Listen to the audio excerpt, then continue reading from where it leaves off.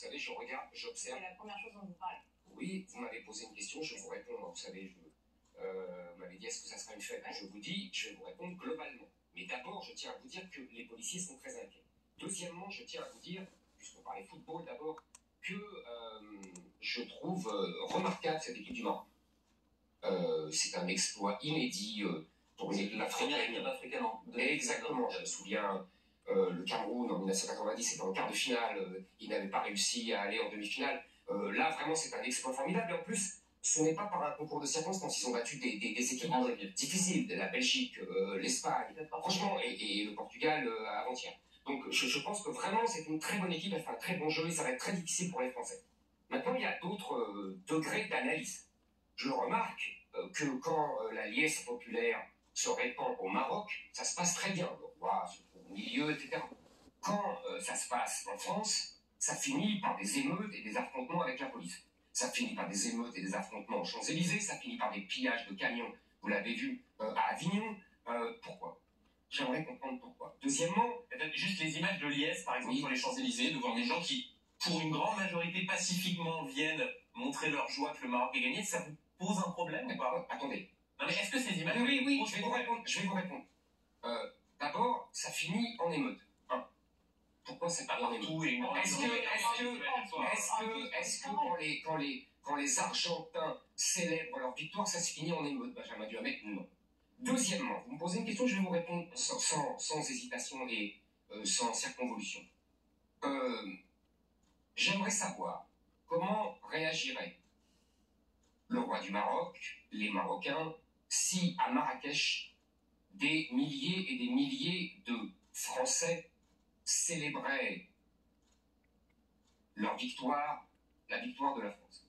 Je pense qu'ils se sentiraient un peu dépossédés de leur pays, surtout le soir où la France gagne. Donc là, je trouve bizarre qu'il y ait plus de gens qui sont censés être français, puisqu'on les présente comme des franco-marocains. Ils sont pas français. Excusez-moi, ils ont... Non, pardon, les franco-marocains. Donc on n'est pas censé les français. Donc ils sont français, et bah oui, c'est pour ça que je dis ça. Si vous m'interrompez pas, vous allez comprendre pourquoi je dis ça. Non, mais je suis obligé de vous interrompre. Non. Laissez-moi finir. Je vous assure, je parle comme j'ai envie, et vous me reprenez après, mais pas quand je parle. Qui sont censés être français, et qui célèbrent la victoire du Maroc. Qui célèbrent la victoire du Maroc le jour où la France gagne. Je n'ai pas vu...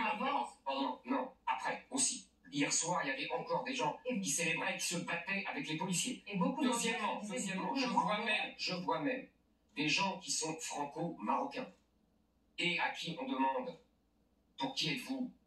Donc France-Maroc, et qui disent unanimement pour le Maroc. Non, pas unanimement. Je n'ai pas vu quand il y a un match France-Italie, des gens d'origine italienne qui disent on est pour l'Italie. Je n'ai pas vu. En tout cas, on a entendu énormément de supporters dire qu'ils étaient doublement heureux à voir les deux drapeaux. Je ne sais pas si vous suivez beaucoup de football, mais on ne peut pas être pour l'un ou pour l'autre. Il y en a un qui gagne. Mais ce n'est pas vrai, monsieur Zemmour. Mais pourquoi mais pardonnez-moi, mais alors, premièrement, excusez-moi, vous avez terminé votre premier propos. Donc, comme vous m'y avez gentiment autorisé, même s'il s'agit de mon émission, je vais le redire, on n'est pas censé être d'une nationalité, on ne l'est pas. C'est un fait juridique, ça. Premier élément. Oui, juridiquement, il n'y a pas de problème. Deuxième élément. Du cœur. Oui, moi je vous parle des faits. Deuxième élément, complètement, vous ne pouvez pas vous dire, on n'a pas le droit d'être pour deux équipes. Je vais vous dire, par exemple, moi je supporte les Girondins de Bordeaux et le SCO d'Angers, deux équipes. Bon, voilà. Non, ça n'a rien à voir, c'est pas deux pays. Deuxièmement, moi je vais vous donner un exemple. Moi j'aime la Hollande de Cruyff des années 70. J'aime le Brésil éternellement parce que c'est un jeu magnifique. Mais s'il y a France-Hollande, s'il y a France-Brésil, je suis pas. Et donc, pardonnez-moi juste, est-ce que je dois revenir sur un point très précis? Pardonnez-moi parce que c'est très important. Vous ne pouvez pas qualifier ce qui s'est passé hier d'émeute.